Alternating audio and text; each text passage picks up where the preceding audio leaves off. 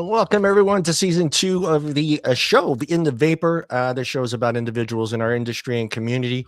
And the goal of the show is to show that we come from all different walks of life. And most importantly, Phil, we're not bots. So I'm going to ask you the question I ask all my guests. Is Phil a bot? Yes. I'm I'm actually an AI representation of Phil. So anything that I say, the real Phil Busardo, it cannot be held responsible because it's just the AI version. Why do I have Anakin and platform on the screen? Hold on, I can fix that. Yeah, you can leave it on there. Yeah. No, this is about us, right? This is about me. It's not about vaping. Yeah. So let me see. So if I go to, I should have put up the disclaimer so you can avoid it. Let's see. If I go to main profile and I click this button. Look at that. There it is. Oh my God. Technology. Not bad. Thanks very much. Hey, Phil. And they say our generation isn't smart enough to use computers. We're not. You know, I'll tell you a funny story. I got I posted something on my Facebook. This is about like last week. And I put something about Windows 11 being a giant pile of steaming dog shit. Something like that, right? Yeah. I can't stand. I have one machine, but I got a bunch of machines, right? Yeah. And I have one machine, one high-powered laptop that I put Windows 11 on, right? It's a fucking disaster. It's like it's slow, it's stuttery, it goes into these lock modes. It's a disaster. It's a disaster. Yeah, so I put that on my Facebook, and somebody wrote old guys and their computers. And then I went and I looked at his profile, and he was something like a nuclear physicist. Oh probably maybe making it up. I don't know. Yeah. I'm like, well, as a nuclear physicist, I'm sure you have everything figured out. Yeah. And then as somebody else writes, probably still using mechanical hard drives, old guys. And I'm like, fucking dicks, man. Seriously, you know what? Keyboard warriors, Phil. I know keyboard warriors. But here's the thing, right? You're young now, you're going to get old. Yeah. Ain't nothing you can do to stop it.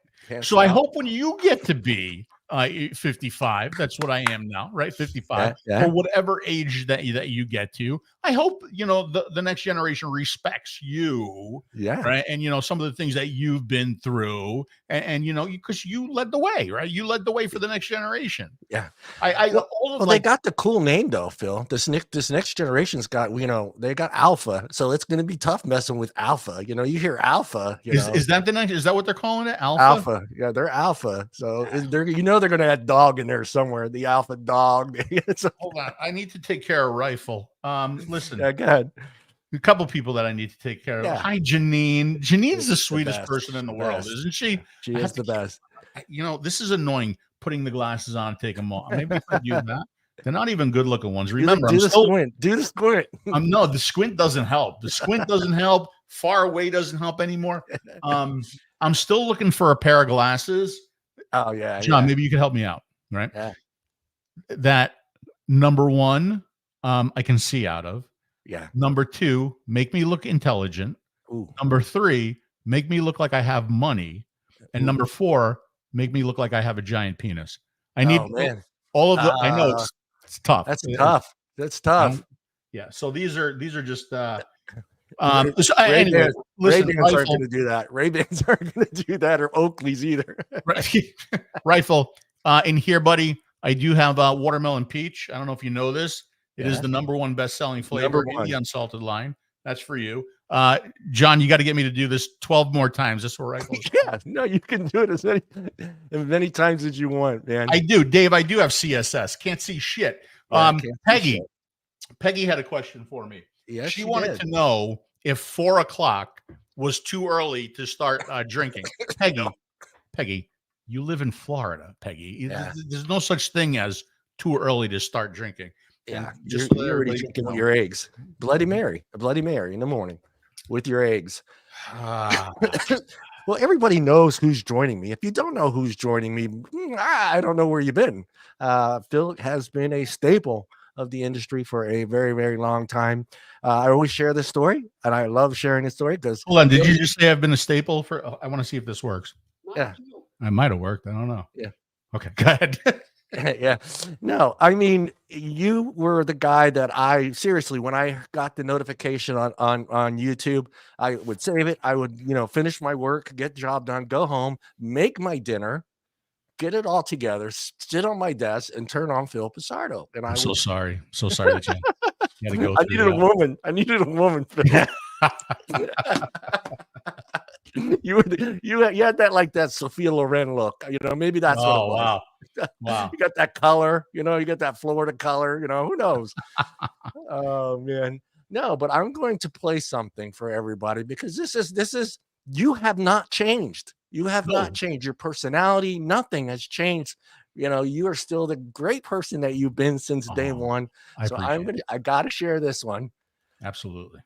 So this Yeah. is we Now, I've know. never done a video review before, but a lot of people I know say that I should do video reviews. So I'm going to do my very first video review. My opinions will always be honest and truthful and sometimes harsh. So ordered some stuff from Jason over at Electronic Six. There's his business card. Jason's got I'm gonna great vape a prices. He's pen. got super Yeah, fast I know. shipping. usually Yep. But get that card was what within was so great about 2 it. days of order You on had it. that That's humor what I right at got. the beginning. You Right, understood so you what needed Yes. some 5 humor. cent You card needed to out have low some good resistance times for on my Eagle it couldn't battery. be all But serious. he It sent me couldn't be something free about, of the charge. cotton. It couldn't He be sent me you a had to 10 have style some fun personal with it. vaporizer. No. I appreciate And that, and I've Jason. always tried to have fun with it. And So I've always let's said, take a well, look at it. let's let that play. There Yeah. it is, the There it 10 style is. personal I love vaporizer it. from Electronic Six. I love It's amazing. you The thing looks described the just like draw a and pen. everything. It was perfect. I The was laughing so hard button on last it, night. it's got a mechanical I button. think I'm So skinnier push than it. that now. Can you hear that? Oh yeah, yeah, yeah. Tim would Look appreciate at my that if you like cheeks. They're pushing huge. things. Yeah.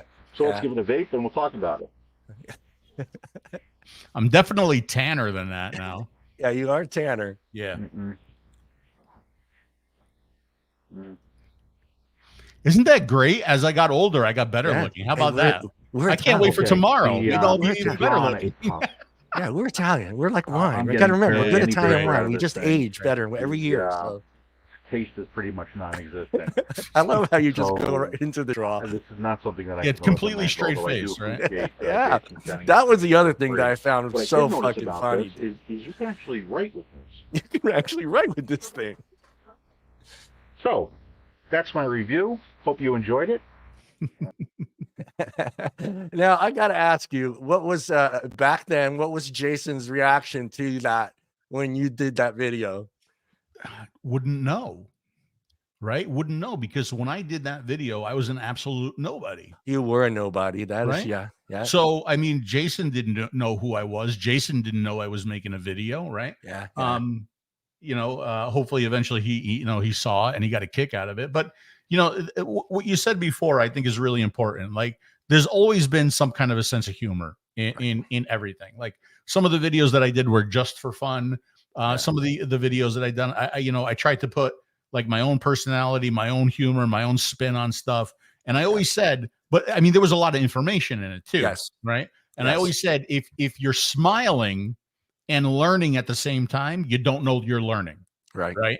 And that's really one of the reasons why I did what I did and the way I did it. Yeah. Right. Yeah. And nowadays, just not so Yeah. many videos, right? Not so many Yeah. reviews. Even the lives, like Dimitri is so busy now. I Yeah. really don't do the lives as much. That's why, when you asked me to do this, I was like, you know what? Yeah. I mean, shit, I got Yeah. all this goddamn equipment, Tell right? me about it. Tell me I might about it. as well use it every now and then. Yeah. And my mixer was buzzing the other day. I have a brand new mixer, so hopefully I Yeah. sound better than I sounded the other day.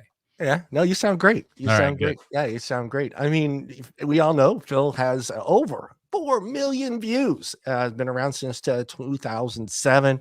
YouTube channel. Everything. All right, I know everyone's already following Phil, but every single link is in the header of this video. YouTube, website, Twitter. Where else you got? It's all on there. It's all on I there. got my website, tasteyourjuice.com, which is in horrible need of updating. I still post there, obviously my Facebook. Every time I do a video, as far as I know, it's a disaster. The whole YouTube thing is a disaster because when they went through and they started like deleting and marking and taking people's accounts down because they had like links and shit in their videos. Well, I had all that stuff, right? So I pretty much went in and I made everything private. And then I started a Rumble page and I tried to move like everything over to Rumble, but I went to Rumble the other day and it's a mess. It's a mess. The good news is, not that it matters, but the good news is every single video that I've done from day one, I have on my NAS drive. So it's all saved. I have everything. But the question becomes, do people even give a shit anymore? Yeah. Right. Or do they just, it's all about puffs and price now. Puffs and price. Yep. You know? Well, but I thought this wasn't a vape show. No. We're going to get right into it. This is a 3-part question, Phil. The first one. Wait, hold on a second. I don't know if you know this. Yeah. But in this tank right here, it's I have watermelon peach. It's the #1 best-selling flavor in the unsalted line. And you can get this from Dash Vapes. Dash Vapes has it. And of course, the beautiful and talented and lovely Peggy from Vape Cats in DeLand, Florida. She has it too. She has it in stock, baby. She does. She's always been a big supporter of ours, and I love her for it. All right, I'm going to reload as you. I'm going to read you the question here. Wait a second. Did you say this is a 3-part question? It's a 3-part question. I'm 55 years old. You better ask the first part, and then it's a pretty easy you ask one. all 3 parts at once, I might not remember. Yeah, it's an easy one. Right. Pineapple on pizza, yes or no? Well. All right. And then the second part is name your top 3 toppings that you could put on your pizza and eat that pizza for the rest of your life. And then the last one is a New York slice or a Naples slice. Okay. So a few weeks ago on my Facebook, I put, because I have 2 pineapple plants in the back of the house. Yeah, in Florida, you can grow shit like that, right? Yeah. And I put the pictures of the pineapple, and like somebody came right away, and they're like, "Don't show John this pineapple, and make sure that they don't go on pizza." Like, I don't need John to tell me that fucking pineapple does not belong on pizza. Okay. Look, I'm a traditionalist, right? Yeah. It's sauce, it's cheese, and that's it. Right. And maybe a little olive oil. Right? Some garlic. Now, you said something though that I don't agree with. See, you said that it's all about the sauce. Oh. See, I don't agree with that, right? For me, anybody can put a good sauce and good cheese on pizza. It's about the crust. The crust is I already nailed the crust. Yeah, well, see, that's the thing. Not a lot of people do nail the crust. Like I've been to several places here, and it's like one crust, you put it in your mouth, and you're like, so goddamn tough, man. You're like, you can't get gummy. Right? Yeah, gummy. And then another guy, I'm like, dude, put some fucking salt in this or something. It like literally tastes like flour and water. I mean, there's like no taste at all. Did I move my? Yeah. Hold on, because people are so afraid to use salt right now. It's so freaking funny. I mean, it's just that every recipe requires some salt, especially when you're making flour. You got it. It's got to have at least a little bit of flavor, you know? Yeah. But I mean, as far as pineapple, look, okay. So Chicago deep dish, right? Chicago deep dish. Some people call that pizza. No, I don't. I call that Chicago deep dish. Yeah. Right.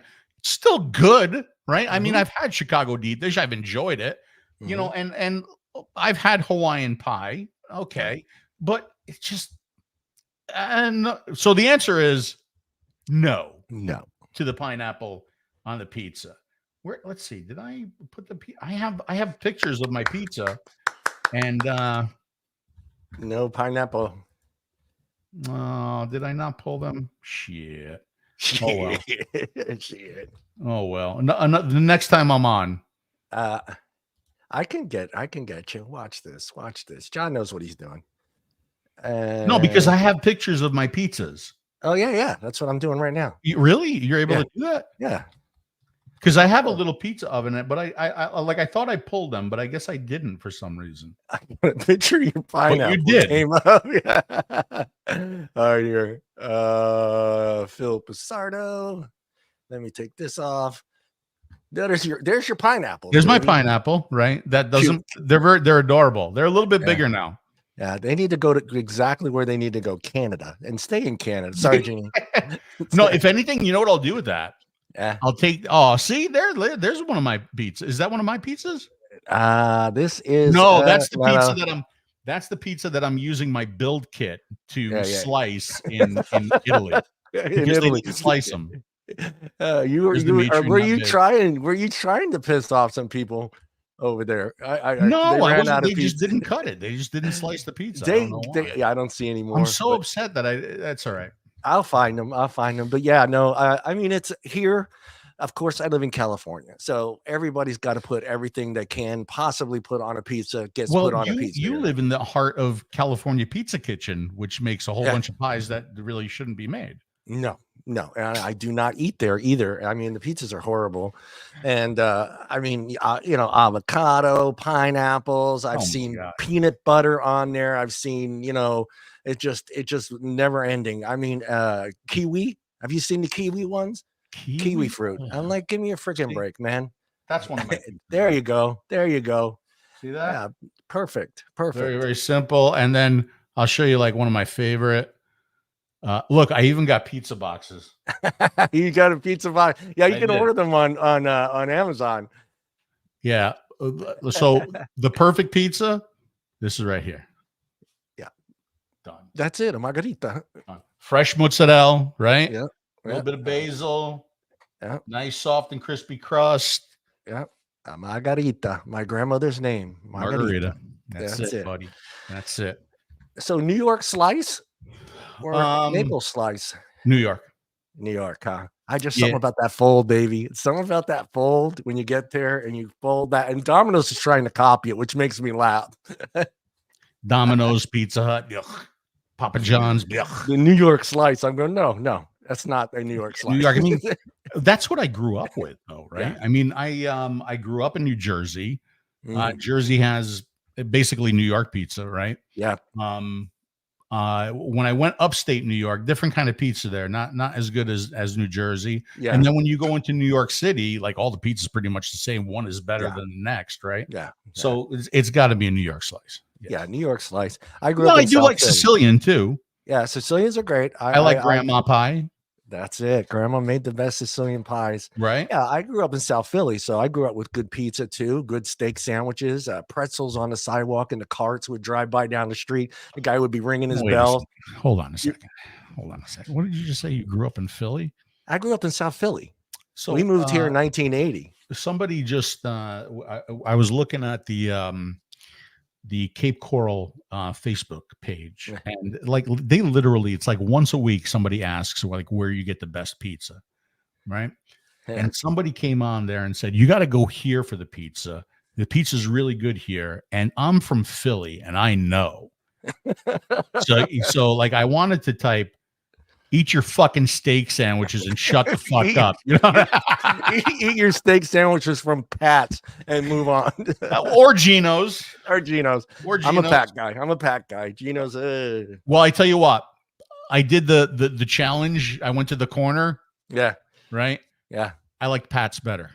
You like Pat's, so it's the solid piece of steak you like, not the chopped up steak. I like Pat's. Yeah. No, I'm more of the chopped up with the whiz, baby. Put the whiz on. With the whiz, it goes either way. I have to have onions, right? Yeah.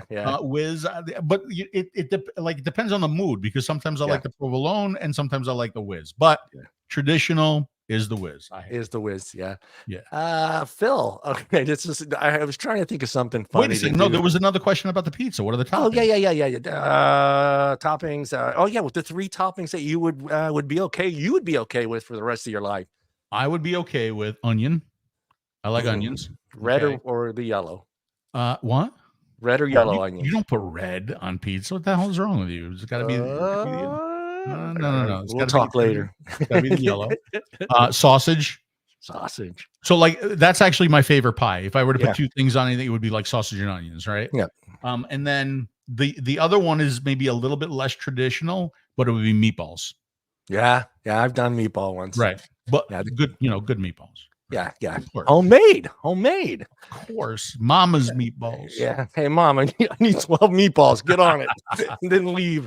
You come back in a couple hours. Hey, you done with those meatballs, You know what's Mom? almost as good as Mama's meatballs? Who's that? Don't It's say watermelon Costco. peach, the number one best-selling flavor in the Okay, entire line. Peggy, I hope you're joining me with this. And Rifleman. Yeah, I'm trying to get. I know Peggy's a little shy, and she does. I tried to get her on the show. She's like, I'm not show worthy. Really? Yes, she is. Yeah, just for the fact that she still has a shop. And I tell you what, everybody, dude, everybody I send Peggy's way, and anybody who has like interaction with Peggy loves her. Yeah, loves her. We love her on the Wednesday Night Live show, so we'd like to get her on that show as well. All right, Phil, here you go. You ready? Yes. We all know your love for Star Trek.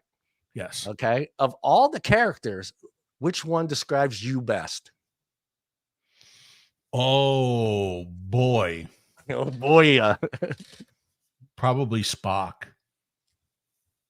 You know, it depends. It depends on like the situation, because it's either Spock or Kirk, right? I've said to several people, like, I'm your Spock. I'm the Spock to your Kirk, but depending on who I'm talking to, I could be the Kirk to their Spock too. Yeah. Right. So it definitely, absolutely nobody from Star Trek. Hold on a second. You know what I'm going to say? Yeah, I know what you're going to say. Star Trek Diversity. Oh no, I mean Star Trek Discovery. Yes. Discovery. Yeah.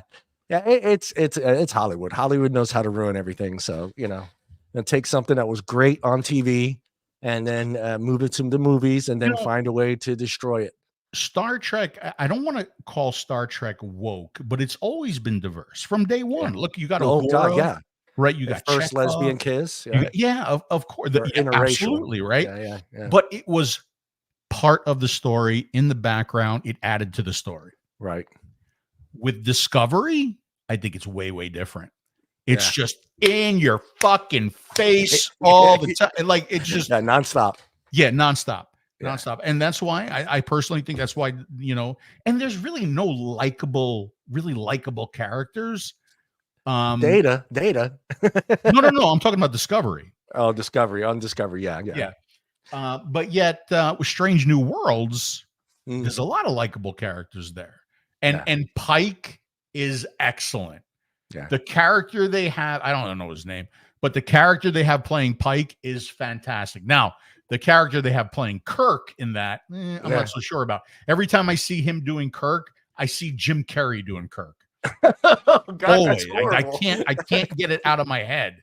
But anyway, yeah. So that's Trek. That's got to be horrible, Phil. I love these questions. Please. I love Jim Carrey, but not in that kind of a role. Well, he did Kirk on several times on Saturday Night Live. Not Saturday Night Live. He was in Living Color. Living Color, yeah, that one show on Fox, yeah. He did it a couple of times. All right, Phil, your first poster on your wall as a teenager, who was it? I kind of got a good idea. It's the same one we all had at my age. It's got to be Farrah Fawcett, right? Yeah, it's got to be that red bathing suit. It is. It is. As a matter of fact, one of my favorite scenes from any movie, not Farrah Fawcett, but it was Fast Times at Ridgemont High. Yeah. Right. Oh, God, the most paused scene. No, exactly. Look, the same way he was in the bathroom taking care of himself. Yeah. I think I might have done that. Who was that? That was Phoebe Cates, right? Phoebe Cates. Yeah, she was gorgeous. She married a millionaire. She did. She's doing well for herself. Good for her. Now, as an Italian, did you have a hard time putting up that poster on your wall with your mom? No, she didn't care, huh? None of you come in and smack you in the back of the head and say, "My mom is cool as fuck." Good, nice. As a matter of fact, let's see. Let me see if I can pull this one up. All right, so I got another. I put something up here on my Facebook today, as a matter of fact, and here we go. All right, so does this work? Can you see that? Yeah. Yeah. Yeah. So, Oh, yeah. because this is my sense of humor. Yeah, that is your sense of humor. It's And perfect. look, picked up some ground beef. I don't understand what the big deal is, right? I mean, because it's just a picture. I just happen to be standing in front of the ground beef. What's the big deal, right? But like, look at the comments. Look at the comments. You go down here, and then all of a sudden, you see a comment from Marie Campana Busardo. Philip, that's her. That's her yelling at me, and my response is, "Mommy, Mommy." Yeah, I'm sorry, Mama. Yeah, my no, mom was pretty good about stuff. My mom is cool as hell. I love her to death, and I'm still at 55 years old, still a mama's boy. Yeah, Absolutely. Yeah, we were okay. That stuff was okay, but if it was nudity involved in it, or like hard nipples, that was going down. That was not accepted in the Catholic house of my mom, especially my grandmother. So my brother, being the smart brother that he is, he decides he gets a whole bunch of Playboys. So he takes all the centerfolds and he puts them on the back part of the door. So when she opens the door, she can't see them. They're on the back part of the door. So we can see them when she closes the door. So she would come in and check and look on the walls and then close it. I was like, and I was like, Pino, you're just asking to get in trouble. Oh man. It's great. Philip's first job. And did you quit or get fired, Phil? Okay. So I have worked hard my entire life. My first job was even before that. I was able to get my working papers. I think I was 15, and I was a dishwasher at a restaurant. The name of the restaurant, I remember it was called Jack's Back, and it was Jack and Buddy and a few other people. It was an Italian restaurant. Nice. And the problem was that some of the chefs would get drunk, and especially the prep chef too. He would get drunk all the time, and yours truly would take over, and I would make like salads and then do a couple things. But I remember when I first started working there, he had this was in Garfield, New Jersey, and we always call that up the hill, right? Yeah. So we lived in Lodi, and then right up the hill, a block up from us was Garfield. Yeah. Right. Garfield, right? Not Hasbrook Heights, Garfield. And the restaurant was in Garfield. And so it was a little storefront. He had a couple tables in the front. He had a couple tables, but he wanted to make the back of the restaurant outside, like this patio seating area, right? Yeah. The problem is before he took it over, another restaurant was there, and they used to dump all of their frying oil. Yeah. All of their frying oil and their garbage back there. Of course. Guess whose job it was to clean all that up, right? No. So yeah, it was something. I remember, I remember working there. I remember helping out with the salads and doing the food prep. I remember cleaning that whole back. I was never above anything, man. Yeah. And I didn't get fired from that job. I don't think I've ever been fired from any job.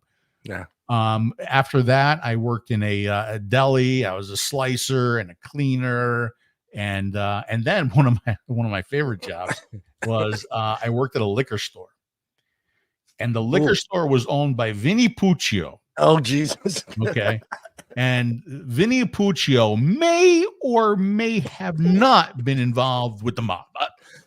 I'm not sure. Okay, but all I know was every day I would have to carry cases of 4 gallons of Carlo Rossi wine out to many Cadillacs. Yeah. Okay. And the good news, the great part for me at that age, right? Yeah. As I would bring these cases of Carlo Rossi and put them in the trunks of these many Cadillacs, the tips were amazing. Heck yeah, I was gonna just say tips are great, baby. $20, $50, $100 because the boys knew how to tip back then, right? Yeah. Here's that was here's to the boys and to Watermelon Peach, the number one best number one. That's why everyone in South Philly wanted to be an altar boy. There you go. Because they got the tips for weddings and funerals. There you go. If it's one thing the Italians know how to do, especially back then, was tip. Yeah. I mean, $20 in 1975 was a good tip, baby. I mean, it was a good You know, tip. it was one of my favorite things to do when I used to drive with Dad, especially when I used to go to like Long Island with him to go fishing and stuff. He would tell me he would have because he was in construction, so New Jersey construction. He would always have so many mafia stories, right? And I fucking loved everyone. I would just sit there and listen and listen and listen. Like, Dad, tell me another story. Dad, tell me another story. Yeah, and they were awesome. They were really. I have family in Jersey too as well. They have tomato fields out there. I don't want to say their last name though. We had a tomato garden. Yeah, no, this is like 100 acres. Well, you do tomatoes too. I do tomatoes. Yeah, I do tomatoes. Well, I don't grow them. It's a family friend of the farm. It's their farm. We get to go and pick for free. Nice. So yeah, so we get to go before they harvest. So as soon as the harvest is ready to go, she calls us. We come over there. I bring her a case of jars full from last year's take. So she gets 12 jars, and then I load up a full truck. So nice. we did 1,100 jars of tomato sauce last year. So well, I remember our tomato garden. So like Dad was he was a construction worker, but also he was a construction worker. He's still with us, thank God. Yeah. Construction worker, but also a fisherman, and he had the proper licenses so that he could ship, so he can catch and ship.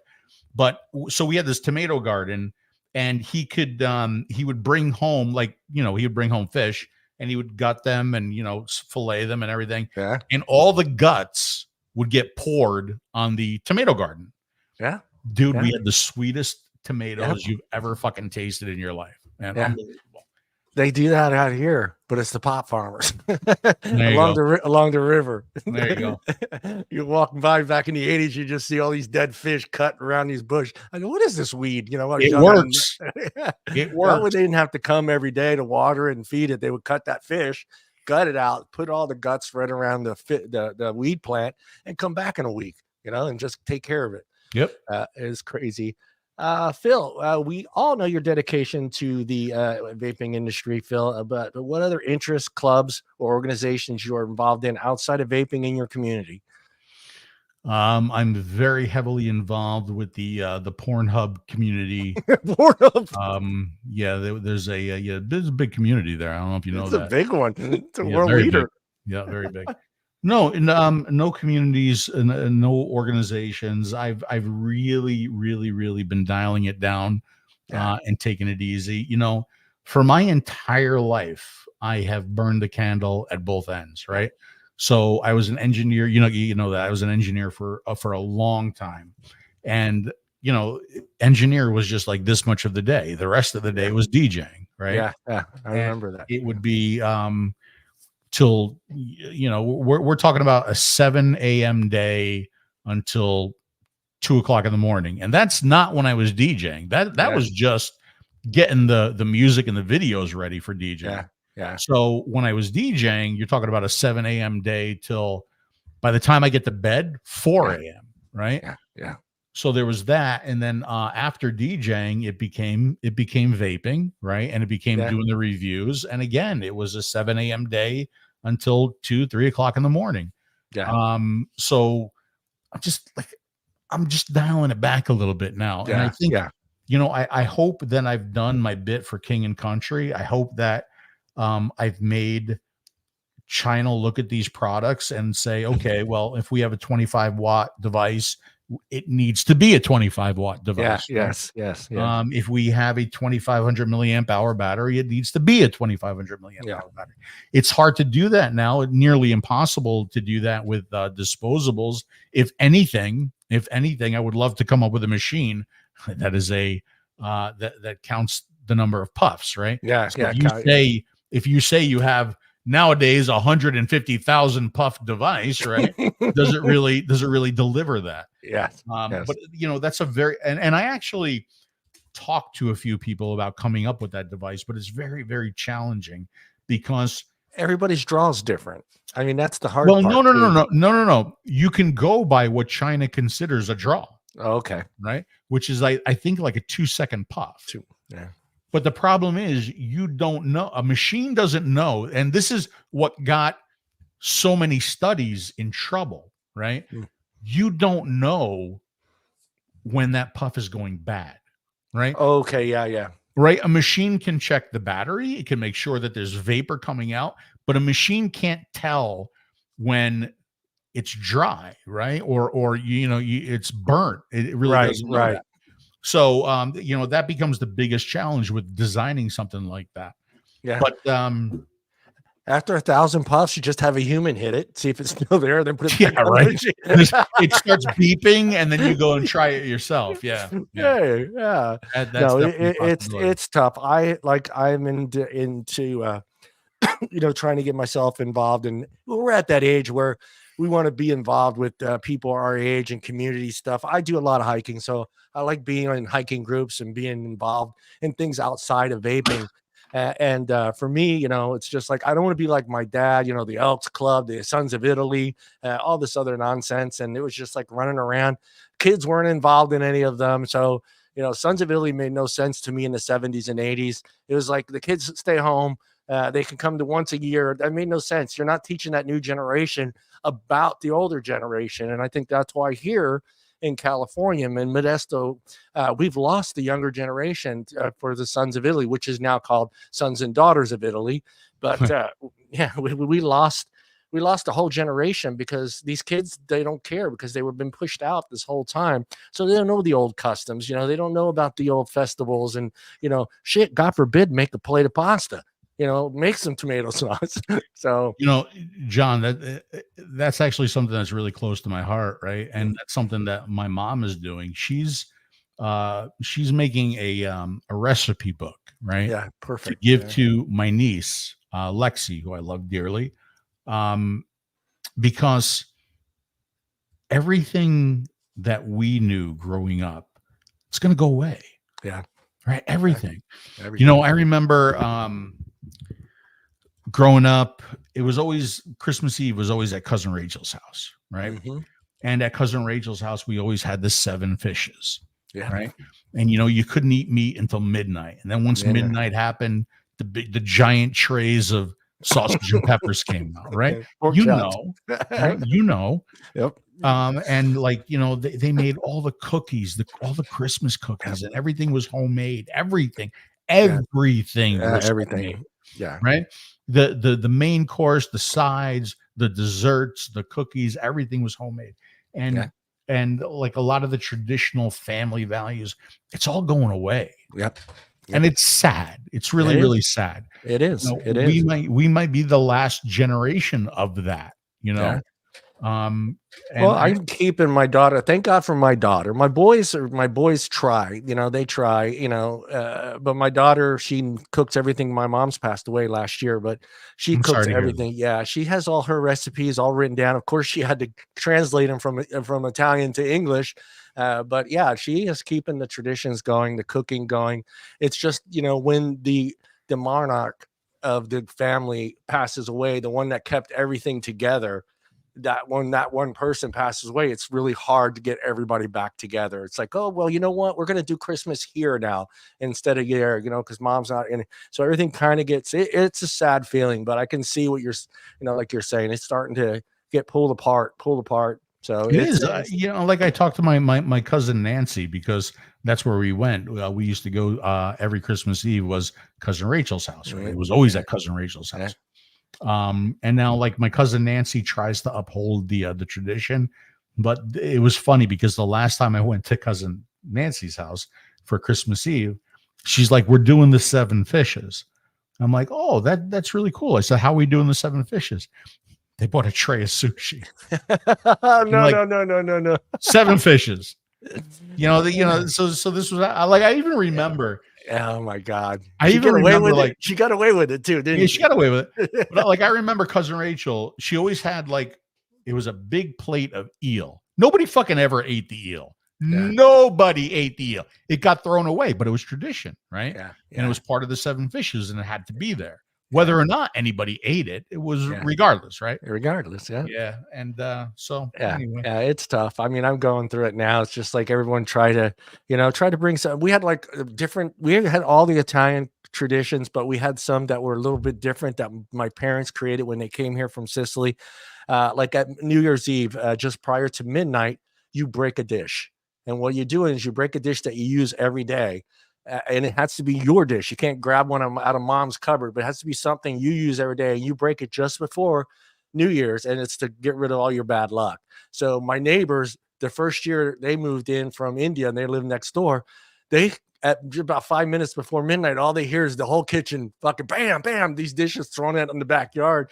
Hey, they come running over. Your parents okay? Are they fighting? I'm like, no, dude. That's a are you sure you're not Greek? I think the Greeks do that all the time. The Greeks do that too. Yeah. The Greeks do I that think too. Dimitri just broke a plate today, I think. Did he? Oh, yeah. No, we break a plate just before midnight. We everyone breaks a plate. It's to get rid of all your good luck. Well, you got to remember, Sicily, there's a lot of Greek in there. Like even my mom, when she did her 21andMe, she had a lot of Greek in her. So my dad is more Roman, but my mom was more Greek, Arabic, or Assyrian, something like that. It's weird. So Sicily was taken over so many times. Yeah, I know.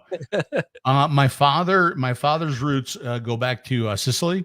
Yeah, and then my mom's roots go back to Naples. Right. So as far as I know, I'm not going to do the 23andMe bullshit, right? Because that's all I need to do. That's all I need to do is find out that I have that much Greek in me. Oh, Jesus Christ. Dimitri would never let me hear the end of it.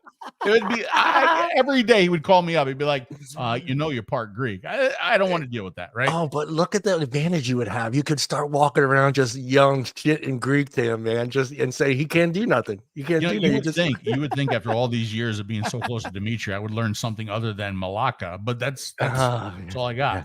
That's all I got. It's tough. That's a tough language to learn.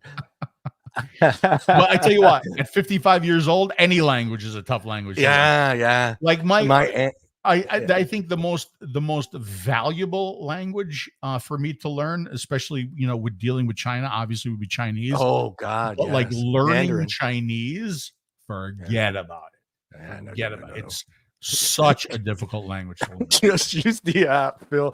Hold it up and put it in her face. There you go. That's what I do. That's what you got to do. What makes the city you live in special? And if we were to visit that city, where should we go? What bar, restaurant, what attraction in that area that we need to see? So, but what makes your city special to you? That's an interesting question. So, watermelon peach is the number one best-selling flavor in the unsalted line. Hey, Rifle, are you counting? So anyway, what makes the city special and what got me here was I have some very, very dear friends in Rochester, New York. And they own a music company called Total Music Source. And the company happens to be here in Cape Coral, Florida. So these very, very dear friends who lived in Rochester, the father, he wound up getting cancer. Wow. And the son had to learn the business to take it over, right? And there was originally talks of them moving the business to Rochester. So they came here to learn the business, and the father, who was supposed to last a long time, wound up passing away in a month. So they basically had to drop everything, sell their home in Rochester, and move here and take over the business, right? So I've been here several times to visit with them when, before the whole issue with, the father happened. And I really, really liked it here. And when they moved here, and when I moved out of corporate America and I became, like job location independent, right? Didn't matter where I was. I decided to move here. And these dear friends are literally 2 blocks up the road, right? So they're in golf cart range, right? So this is where I decided to live, and I absolutely love it here. In the summertime, it is disgustingly hot. Mm, And it's mm. not the temperature that's the problem. It's the humidity that's the problem. Humidity. Yeah. Literally, you go outside, you go to the mailbox, you come back, you're dripping sweat. Yeah. So, it's something you deal with. It's something you learn to live with. It's not, believe me, it has its benefits over not raking leaves and not shoveling snow and not having to snow blow your vehicle out at 6 o'clock in the morning to get to work.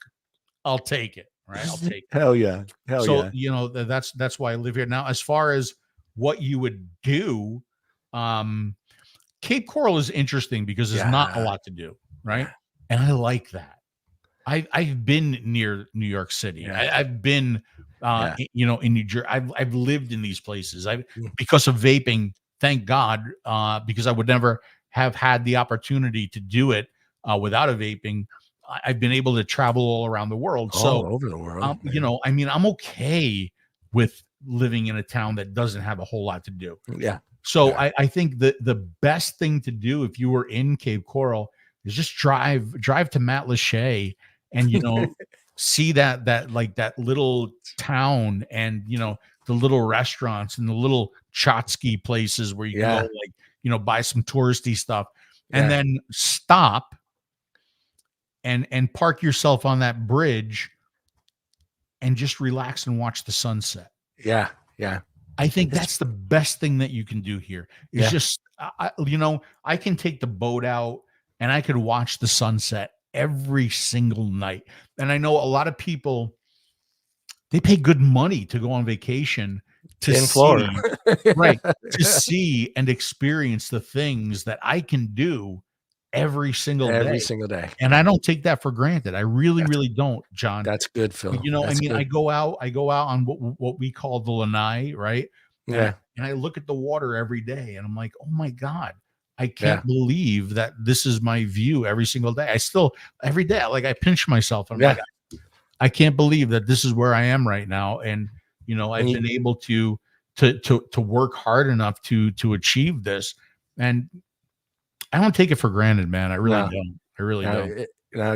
I mean, it's as they say, 100 anni dando auguri. So, that's, you work hard, you can say that. You can look outside, look at that view and be proud of what you've done and accomplished in life, and yet still appreciate a sunset or a sunrise. I do it all the time when we go hiking. I try to time my hikes for sunset. And I want to be at the top of the ridge. So I want to photograph that. So for me, it's that timing, but then it's a little dangerous coming back. They got rattlesnakes out here. You got mating season for rattlesnakes. Let's go hiking in May. Yeah. Did you just say something in Italian?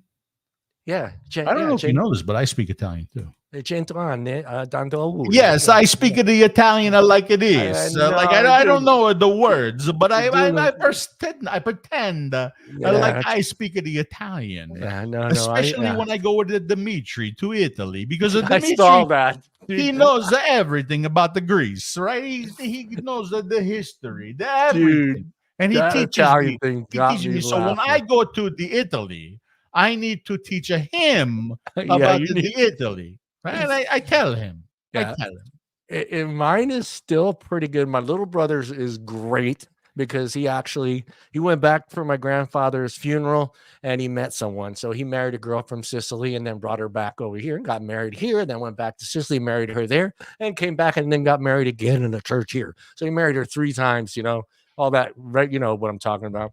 Right. So he talks to her every day in Italian. So for me, I just don't have anybody else. I tried with the grandkids, but they don't have no interest in it. They go, the only Italian I need to know now is pizza, pasta, vaffanculo, cannoli. Can I have a cannoli? See, like I know how to speak Italian in the fact that it's not mozzarella. Yeah, mozzarella. It's mozzarella. Yeah, mozzarella, right? Yeah. By the way, I'm just curious. Is anybody keeping a track of how many times I mentioned Dimitri? No, but we can do it on the way on our no, because we have a contract. When I'm doing a show, I need to mention him a certain amount of times, and when he's doing a show, he needs to mention me a certain amount of times. I'm just curious. I'll have to get him on the show. I know it's difficult with him being in Greece. So It's very was it challenging. He's a 10 very busy hours, guy. 10 hours He's got a difference. lot Yeah. going on. Yeah. I When mean, I like, got he's got Birdman like on, don't. In all seriousness, though, yeah, John, he's busy. he's got. I mean, he's doing something with like the Greek government. I think he's Yeah. trying to run for president of Greece. Um, Poor Greece. he's doing obviously all of his shops, and he's about to Yeah. open up another one, Yeah. right? He's doing everything that we do together with Inikin, right? Yeah. He's got that. He's got he set up everything for Dash Vapes EU. Yeah. Yeah. He's basically overseeing that. He's got And the liquid everything line with too. Monster Labs, Yeah. Jams Monster. too. Yeah. Yeah. You know I what? miss Monster Jams. What's that? I miss it. I miss Monster Jams. It's I can't get shit here. dude. I can't get shit here, dude. I don't know how he does it. Like, I don't have it in me anymore. I really don't. I really Dude, don't. that was the line that everybody vaped that line, dude. Their butter was so good. It was just, the jelly with the butter. All that shit, just spot on stuff, dude. So they have been around for a long time. Yeah. They're doing really, really good. They're very, very smart. Yeah. Everybody that I've met behind Monster Labs, these are strong people. Yeah. These are no shit. You need people. that today, man. Yeah. Because it's not the way it used to be. It used to be like you put out a line and it sells tons of liquid. Yeah. Like there's Watermelon research Peach. Watermelon Peach. Number one best-selling flavor in the unsalted line, right? I don't know if you know this. Last week, yeah, we sold 10 bottles last week. 10? Salud. Or skull, whichever one you want to use. Salud. Yeah, salud. Read some of these. All right. What was the first major media event you remember as a child, and how did it change? Hold on. I need to respond to this. No, go ahead. No, to just get a rep. No, I don't have a tanning machine. First of all, it's called a tanning bed. It's not tanning a machine. Bed. I don't know. He lives in. I used to upstate New York. I did. I had a tanning bed. It was because I was working at the nightclubs back then, and there was this tanning salon that we used to do business with, right? And they upgraded all of their tanning beds, and they're like, "Hey, do you want one of our old tanning beds?" I'm like, "Oh, nice, sign me up, right?" So I got the tanning bed. But no, now it's just like I just go outside for an hour. Yeah, just go outside. Same here for me. I had one in my garage for a long time in the 90s. Did you? Yeah, I had one in the 90s. I got it from a friend of mine. You really are Italian, aren't you? Yeah. No, and she's like, she goes, she was closing the shop down. It was a nail salon and a tanning bed thing, and she was closing down. She goes, "You want this thing?" And I was like, "Well, how much?" She goes, "I'll give it to you for $500." I was like, "Mine, take it." I take it. Replaced all the bulbs, which were expensive back then, but I would just every now and then just step out there in the winter time and get a little tan going. That's exactly what I did. I changed all my bulbs. Yeah. And I was good to go. Let's see. Yeah, it was your first major news media event you remember, and how did it change you? News media event? Yeah, a big media event. Like John F. Kennedy, Elvis Presley. Because you're my age. We have seen some things. Any of those things that you remember that really changed your personality, the way you thought of the country, or the way you thought of life? Was there a special moment that you saw that, put it this way, as a teenager, remember, we didn't sit down for a second to watch the news. Was there something you were walking by, you saw it, and you were like, "Oh shit," and you had to sit down and listen to it? Yeah, well, that's actually, okay. So I was home for this. Normally I would have been in school, but I was homesick for this. And, I don't know if you know, but I'm a big space buff. Like I fucking love space. I was I was at Kennedy Space Center. It would have been my 4th time there. And the person that I was going with, I asked them, I said, "Hey, listen, would you be embarrassed if I humped the rockets?"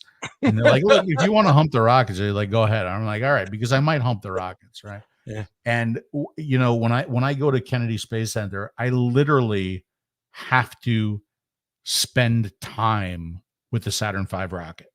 I have to, even though I've seen it so many times, I have to walk up and down it. I have to look at everything. If I'm with somebody, I have to explain things to them, right? Oh, yeah, yeah, And yeah. I just have to sit there and look at it and appreciate the fact that, first of all, how big it is, right? Yeah. And second of all, that we were able to do that back then. Back then. Mm. You know, you talk about rocket science. Yeah. That's rocket science. That those motherfuckers can do that back then. Yeah. Yep. That's We should true. be very, very proud of that. All right. Yeah. So I remember I used to watch every single space shuttle launch, and I was home for the Challenger launch. Oh, yeah, me too. And I was watching it on a big old black and white television.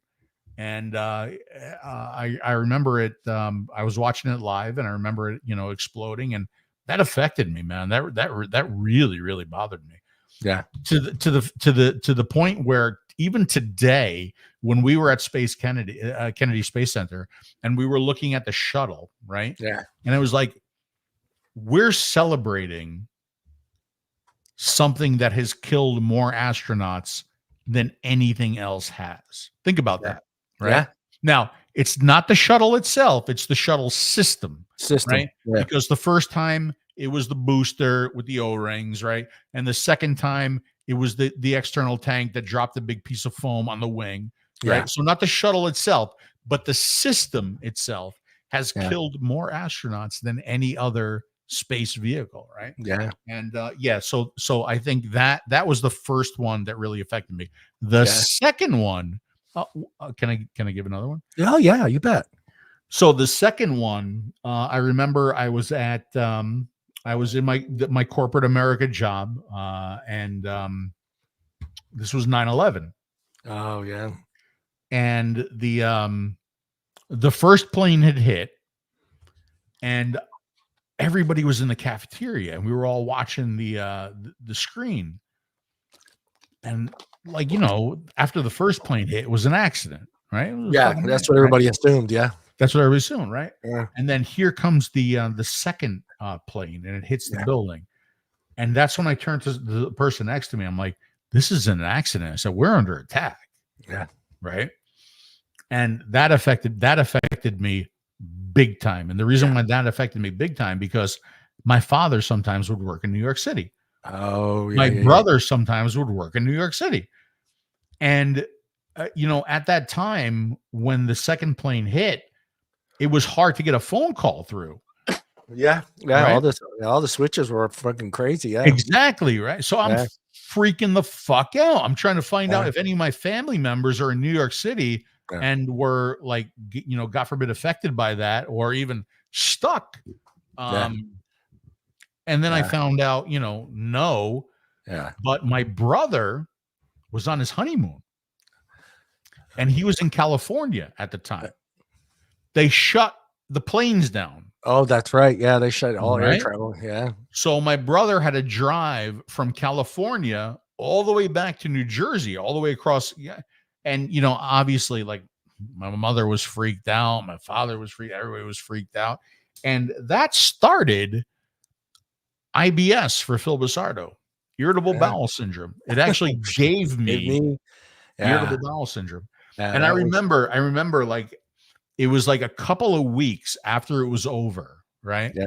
After my brother got back home safe, after I found out that none of my family was affected, right? None of my relatives were affected. And not necessarily because some of my friends were involved with cleanup afterwards, right? Yeah. But I remember I was sitting on the fucking toilet bowl of any place, of all places, and I just broke down. Broke down like crying, right? Yeah. So that really affected me. So if you want to know the two things that affected me, there you go. I don't think I ever shared that in any video. Yeah. You have the exclusive. Woo! Yeah. Well, my wife thought it was no big deal, so she let me sleep through the whole 9/11 because I work nights. And when I woke up, I was like, "What's going on?" She's like, "Oh my God, this is what happened." Blah blah. I said, "Why didn't you wake me up?" I said, "My phone is off the hook, ringing like crazy, because I drove a fuel truck. So guess what got stopped? There was no fuel trucks going out because they were afraid that they were going to go after fuel trucks next. So I'm driving around with 8,000 gallons of gasoline. So we got police escorts and sheriff and highway patrol escorts to our drop-offs, just in case, because they just didn't want something to happen. So it was horrible. It made my nights longer. Yeah, but she decided, that wasn't important enough. Just sleep, John. And I woke up. I'm like, where are the kids? I go, she's like, oh, the kids are at school. I go, you didn't go get the kids? I go, dude, this happens. And you just go, yeah, let John sleep and leave the kids at school. Oh, yeah, everything's fine. Actually, like, I totally get that too, because can I remember his name? I'm not going to remember his name, but so I told you that I saw this in the cafeteria of my corporate America job right back then. And I remember, I can't remember the guy's name, right? But he's like, hey, don't forget we have a meeting at 3:00 and we're still having the meeting. And I was like, fuck you, dude. Like, I'm not going to your goddamn meeting. I'm going home. In a building? No. I'm going home to check on my family, to make sure everything's okay, and to like bunker down, right? In case anything else happens. And, other stuff, did happen with the Pentagon and everything. So, like, I get it, man. I totally get it. It was crazy. Here we go. We're having some fun now. Phil, the first song you remember learning all the words to was, and can you sing a few bars of it? Now, you don't have to go. You don't have to go childhood songs. It's got to be something you learned the words to in your teen years. I want to rock right now. I'm Rob Bass, and I came to get down. I'm not internationally known, but I'm known to rock the microphone because I get stupid. I don't know. I can't remember much more of it, but of course it takes two, man. Well, okay. Let's see. Can I do it? You could do it, Phil. You could do it. I got to think of it. Hold on. I have to think of it. Let me think of it, and then maybe I'll do it. Because I used to do it. I used to do it live from the DJ booth. Yeah. You were a DJ. My cousin was a DJ. He was from Western New York, from Buffalo, and he was a DJ. And of course, it's funny. You guys like follow the same path. DJ, corporate America. DJ. Actually DJ and then corporate America. You're right. Yeah, that's what he did. He's DJ, corporate America. Now he works for a big company out in North Carolina, and he does some kind of technical. I don't know what it is, but he still has pictures he puts up with it's back in the days in the 80s, being a DJ in Buffalo, New York. This is gonna bother me. Hold on, let's see. Okay, wait, no, I remember. You got it? Hold on. Wait. Dance, everybody, and everybody just clap your hands. I said I'm here to do what I want to do for all you rockin' fans. Let's go to work. Let's go berserk. You hear a new rhyme every day, but my rap is good in this neighborhood, and I say it just this way. I said, hi, ho, I'm on the go. I'm rapping to the beat in stereo. And if you want to know just where to go, everybody just follow me. I said, you listen to the man that's called Miami. He's the one who's moving you viciously. And if you listen closely, you surely find you listen to the sounds of a mastermind. Hey. That's from a song that's called "Must Be the Music." Is all. Yeah. Right. And I used to I played that at a club. It was called Green Streets. Yeah. And I used to play the instrumental, and I would do that rap. And obviously, I inserted my own stuff. You're listening to the man that's called Miami, because my name was DJ Miami back then. And Miami, I used to do some ballsy shit in the DJ booth.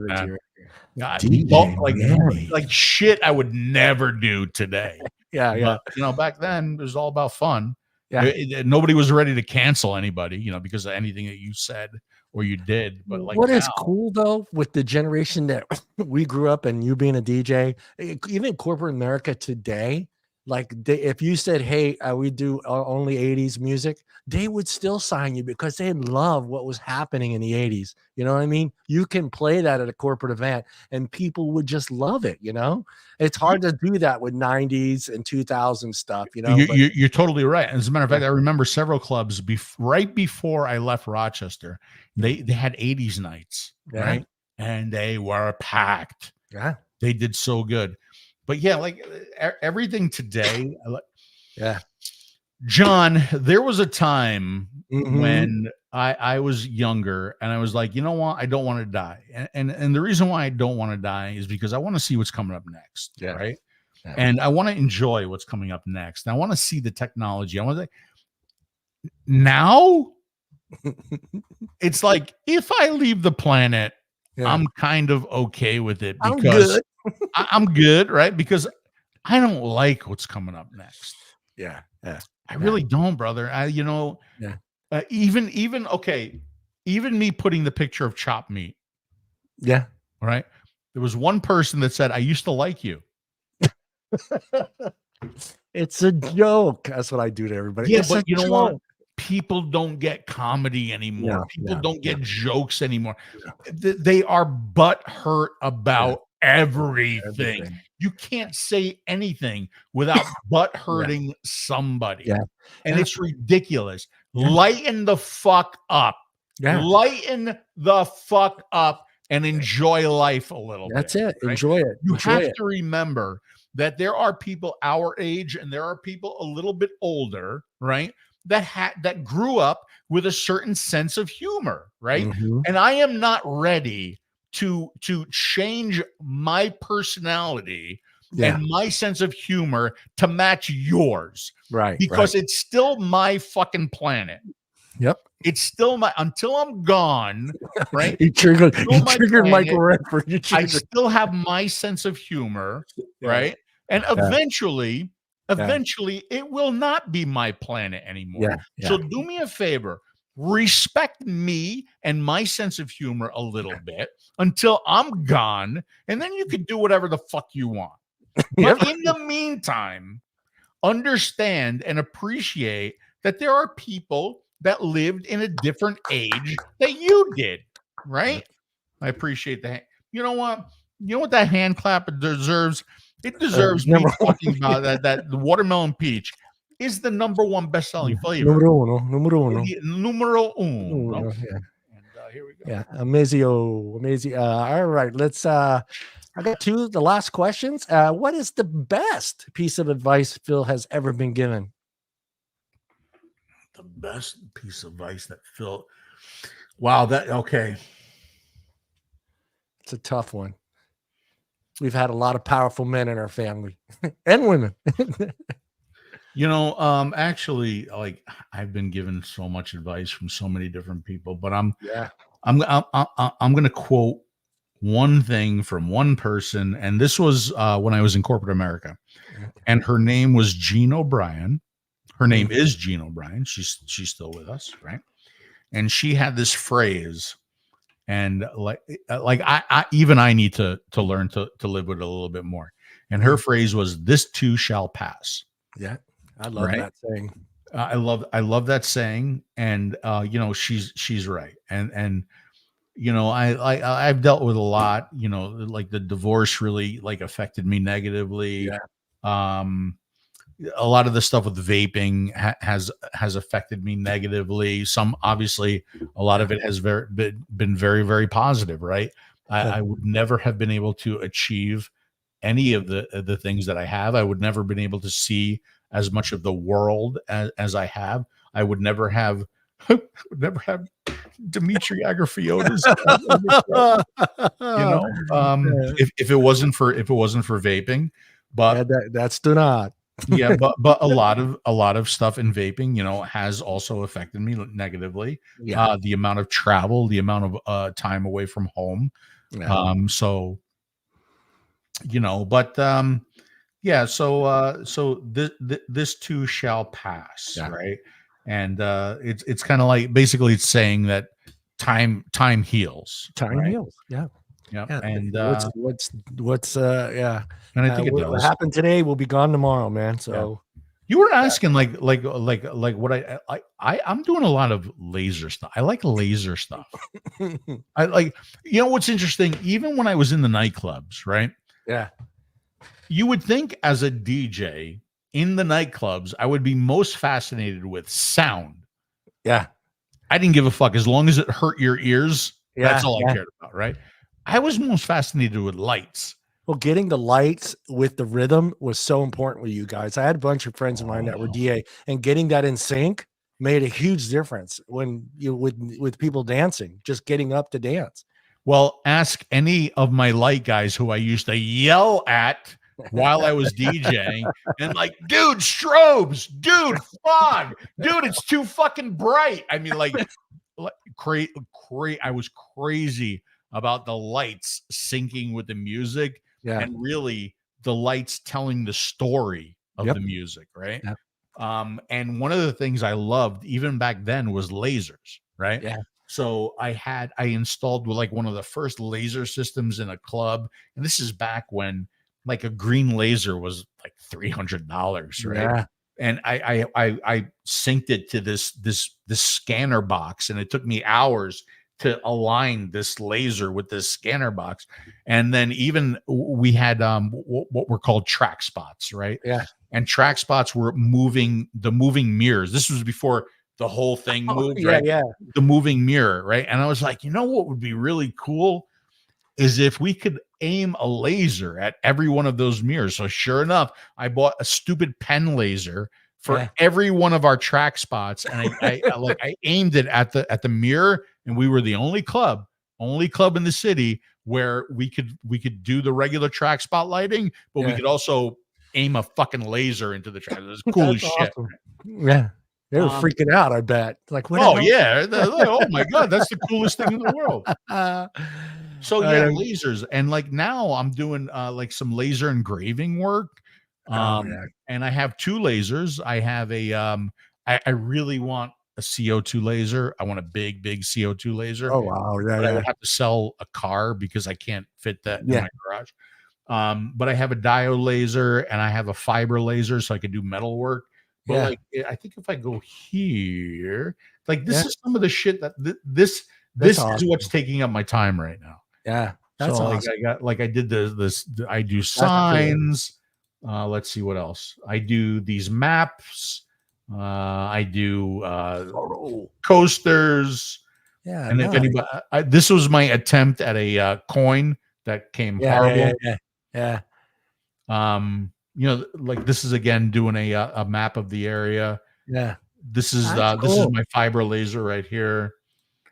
That's my my diode laser. Yeah, so That this is- is yeah, some of that's the fun, 3D man. maps that I came up with, and I have some of the Yeah. I did a bunch of Christmas gifts with Yeah. these, Yeah.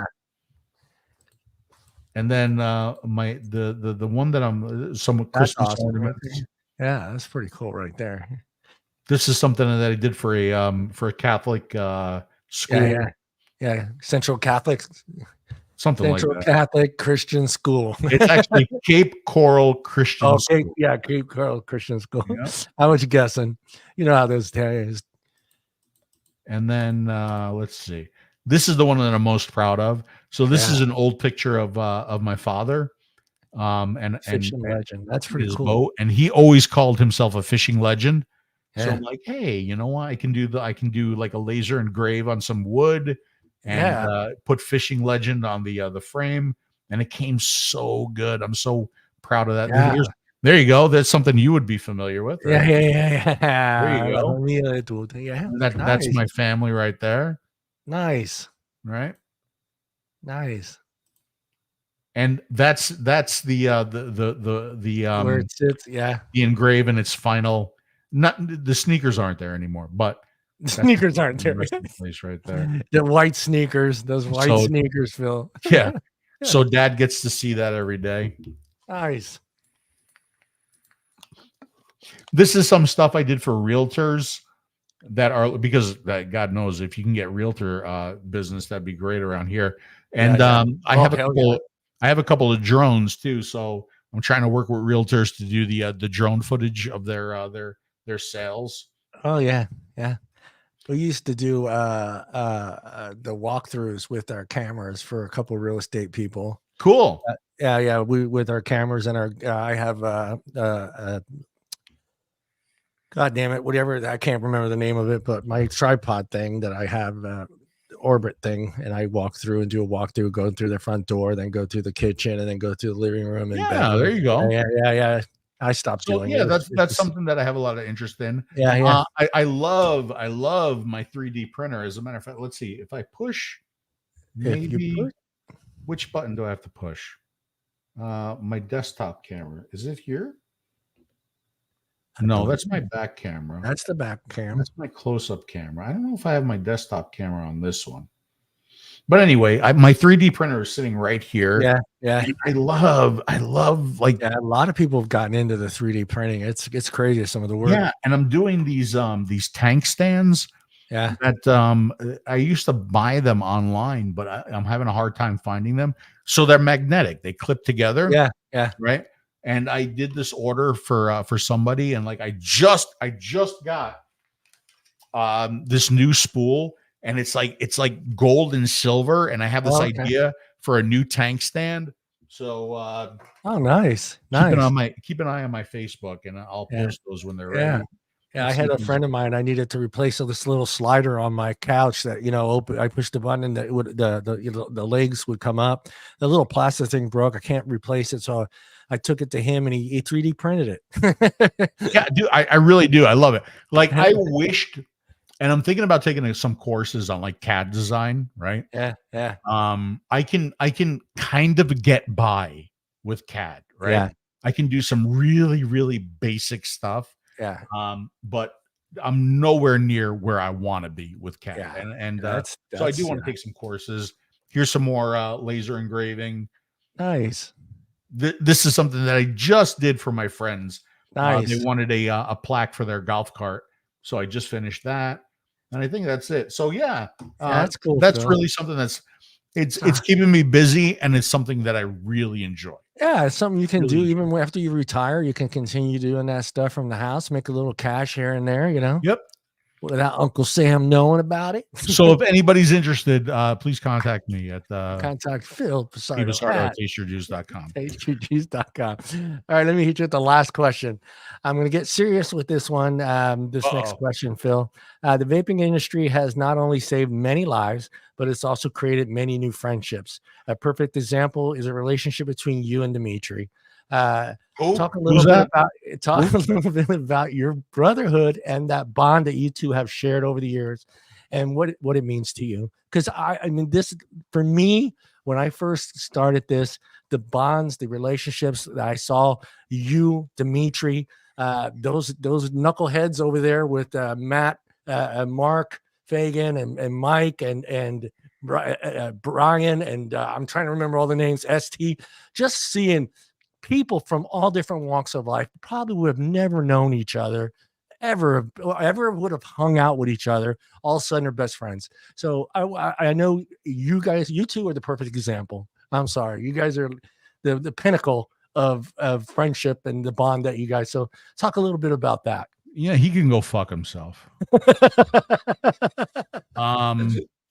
First of all, if we're going to talk about Dimitri, I just want to say that Dimitri is also part of the unsalted line, which includes watermelon peach, the #1 best-selling flavor.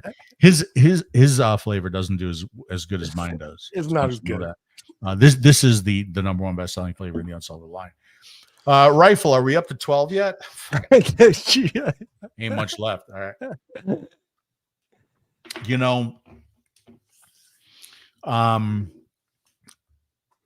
Again, I'm gonna say I'm blessed, right? Yeah. I remember the first time I did Vap Expo in France.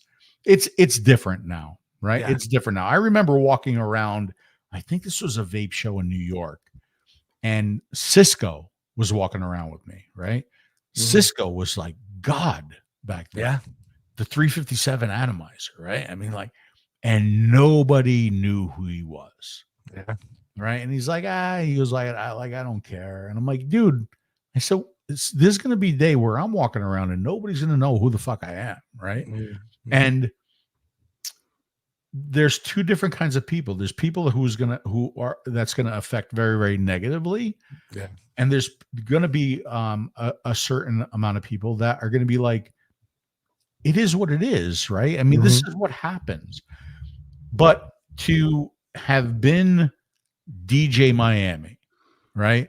And to have been mixing in the DJ booth while your mix is going out live on the radio, right? Mm-hmm. You got to appreciate that, right? You absolutely have to appreciate what you achieved. Yep. Right. And with vaping, it's the same way. Like I never set out to be Phil Busardo, right?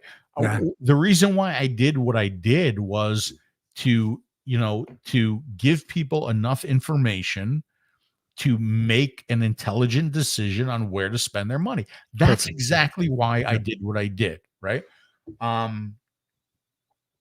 So it's given me so many opportunities. I thank Inikin for still believing in us and still making products with us. Thank you for that. But to have met somebody like Dimitri, because we play off of each other, right? Yeah. I always say, you complete me, right? Yeah.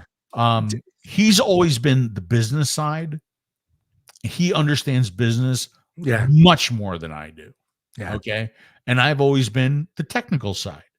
I understand the technical side much more than he does. Yeah. And it is because of that, right? And the fact that we have such similar personalities, Yes. similar backgrounds, similar thoughts and beliefs on vaping and why we do what we do, right? Yeah. The unfortunate part, it's not about these disposables with high nicotine, over flavored, too much sweetener, too much coolness, right? And getting kids hooked on this stuff. It's not about that. It's never been about that. No. So you could imagine that part of the industry really bothers me. It does. I mean, absolutely it does, right? Yeah. It's always been about the adult smoker who has tried everything, right? And nothing has worked, because what's the best thing you can do as a smoker? Quit. No vaping. No, quit, right? Yeah. But if you can do it. if you can't quit and you're looking for harm reduction, you can find it in vaping. And the reason why it works so well is because it recreates everything, right? Yeah. It recreates the flavor, it recreates the throat hit, it recreates the smoke, which is vapor now, right? That's why it works so well. The hand to mouth. Yeah, the hand to mouth, exactly, right? Yeah. So yeah, vaping has given me Dimitri more than anything.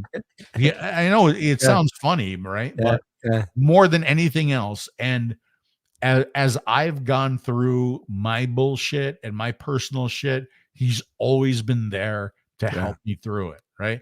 Whether it be the divorce or whether it be, like my back is fucking miserable. Like, like, why did God give me such a bad back? I don't know, but he did. Okay.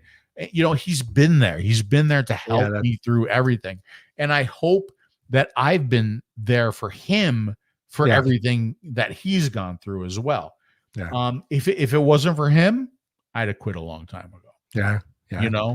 So it's, to me, it's just amazing the friendship you guys had, the bond. Like when I would watch the show for years, when I would watch your show, when you guys would do the live, I was always kind of, I wasn't that guy that wanted to talk, you know what I mean? I didn't want to be in the chat. So I would just kind of watch the show and kind of read chat. It took me a long time to finally like say, okay, I need to comment. And I would watch all your videos, but I felt embarrassed to comment. You know what I mean? I wasn't there. For me, even not just your channel, like Mark's, and even Brian when he was back in the day, and Mike. I wasn't that guy that felt like I had to comment on the video or comment on a live. I just couldn't do that. And a lot of times, I was driving too, which I shouldn't have been on YouTube while I was driving, but, for over the years and years, it's just seeing the friendship and the bond that you guys have. It's amazing to me. And like I said, I seen it with what was they called? I think they called themselves the Bait Team back then, but that group of 4, it was just, and then, the other groups of individuals that, to me, I believe, like I said, I don't think they would ever met each other. They would have never bumped into each other. And it was just, this thing brought so many people together and created so many friendships and bonds. It's more than just vaping. It's a whole community and I love it. I love it. I Right. would never leave this community. The problem is that it was that. Yeah. The problem is that it's not that anymore. Yeah. Right. And Yeah, you're right. I think that bond and that community and the fact that we were all friends and the fact that we can go to vape shows and we would always see the same people and the same vendors and that group of people in the center of the vape show that were all convincing people not to smoke anymore, and that's what made it so good and so strong. And I don't feel like we have that anymore. Now, if we don't have that anymore, right? And all this next generation, all they care about is disposables. Hey, look, if you're not smoking, That's great. still a good thing. Yeah. Still a good thing. But if you weren't going to smoke and you weren't going to vape and you were pulled into vaping because that disposable is so cool and that's what everybody is doing now. Yeah. That's where I have the fucking problem. Yeah, that's where I have my problem as well, Phil. Yeah. There you go. Right. That's how I feel about it. Well, Philip, I want to wait, thank you for look at joining me. this. Go ahead. See, Yes. This is my buddy Dimitri. I just made this for him. Dimitri. I know. And matter of fact, I don't know if I can hold on. I put this on the other side. He didn't even see it. Yeah. So I pointed it out to him. Let's see. You've been to Greece, right, Phil? Yes. Yeah. Look, I even put the correct color on it. It's the lovely Dimitri pink. Yeah. Thank you. See? And that's laser stuff, right? I love laser. Yeah. That's awesome. Yeah. Greece is very beautiful. It's on my bucket list. Been to Greece like 3 times. Absolutely gorgeous, especially if you go to the islands. Yeah. But and the food. Oh my God, the food is amazing. The people are so welcoming and just really. We have a large Greek population here where I live, so every year they have the Greek festival here in Modesto. At one of the he's actually one of the largest. What is it? A real estate agent here in Modesto. It's a big company, and he's Greek, and he funds the whole thing at the Greek church. And it's a huge festival. The food is every year I make sure I go because the chicken is just amazing. The food in Greece, right up there with like some of my favorite places that I've been, because it's pure, it's clean, it's fresh, it's simple, and it's delicious. And I tell you what, if you ever go to Greece, please hook up with Dimitri, because how many times have I mentioned him now? I might be over the limit. One more time, Dimitri. He will take care of you like nobody. He is an amazing host, right? He'll take you to some amazing places, and he will feed you like. And the interesting thing is, because he's like taking me to fancy places, and he's taking me to these like really, really nice seafood places. And where I like to go the most is just where they have a big old meat tray, right? And they have souvlaki, and they have gyro, and they have kebab. Oh my God. Yeah. Good. That's how I am. I don't need the fancy restaurant. I sometimes the street vendor is better than the fancy restaurant to me. Well, in Italy they would have the little carts things. And they would have like a little stool to sit there. So I noticed the sandwiches I would get from the little carts in Italy were better than what I was getting at the restaurant. And then at the restaurant, there's no tipping, but you pay for the chair. So I was like, that first time in Rome, I was like, okay, and I was getting to the tipper, and he goes, no, you pay €5 per chair. And I was like, okay, that's the tip, right? And he goes, yeah, kind of tip. No, I'm like, no, that's the tip. I get that. It's fine. So if I didn't sit in a chair, I didn't have to pay the $5, which ended up being, more than $5, because when we went, it was $1.35 to €1. So that's okay. You know what? I don't mind spending money on something that's good. Yeah. I really don't. Well, Phil, I want to thank you for doing this. I appreciate it. Hold on. All right. Yeah. Go. Rifle said we're only at number 7, right? 7. And he said go 12. I ain't going to get to 12, but at least for number 8, I will point out. I don't know if you know this. Yeah. Let me hold it up to the camera there. It's watermelon peach. It's like I vape this almost every day. No. I actually got one more question for you, if you don't, because I forgot Oh, this I don't one. mind. Look, I'll spend as much time as you want, I got, especially yeah, now because I'm a this little one's a bit big buzzed. one. But hey, Yeah, hey, yeah. Rifle, Watermelon Peach, #1 best-selling. Watermelon, number one. Music is to the soul what words are to the mind. So my question for you is, if you could put together, ready for the road trip mixtape, Philip, what would be your top 3 songs for the younger generations? We have explained to them that a mixtape used to be something we did in the 80s. Either it was a road trip or you made it for the girl that you really liked and you I was a DJ, so like I made so many mixtapes and so many, and like I'm not talking about like mixtapes where it's like song after song after song. Yeah, I'm no, talking no. about mixed. I'm Yeah, talking about beat yeah, matched mixed tapes, right? yeah, yeah. And there's I actually have a it's I would have to send you the link, Yeah. right? But I have a lot of my mixed CDs and tapes are online. Oh, wow, cool. Yeah. So if you knew what the link was, Yeah, you would be able to go and you download whatever you want. I'll send you it yeah, if you want yeah, to follow that up. yeah. But oh my god, dude, I like so many styles of music Yeah. except for country and western. You can fucking shoot myself, country and western. I love freestyle because that's really one of the types of music that I grew up, which is like Latin dance music back in Yeah, the 80s, right? yeah. Johnny Shaka O, Khan, Shaka Cynthia, Khan. those Johnny O, Cynthia, Little Susie. So and I met a lot of them too. I have Yeah. pictures of them. Fuck, I don't know. Like, Watermelon Peach. that's tough. That's a tough question. And It's a tough I one. just made a YouTube. Would there be some rock in there? Would there be some rock on Phil's mixtape? Would there be some rock? It would be okay. So I really, really, really like Billy Joel. Okay. Yeah. Matter of fact, Billy Joel is one of the 3 hands that I would like to handshake. Yeah. Yeah. It would be Billy Joel, just to thank him for his music over the years Yeah. and Yeah. the way he's presented himself. Right. It would be Elon Musk because I really think that he is trying to change the planet for the better. Yep.